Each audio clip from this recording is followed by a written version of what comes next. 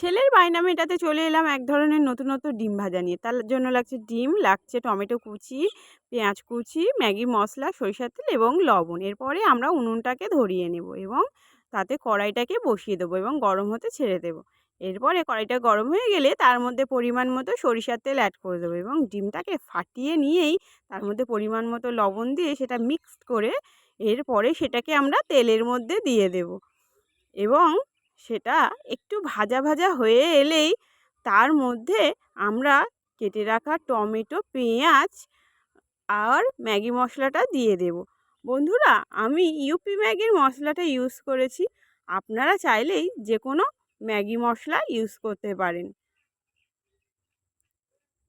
এরপরেই সেটাকে একটু উল্টে দিলেই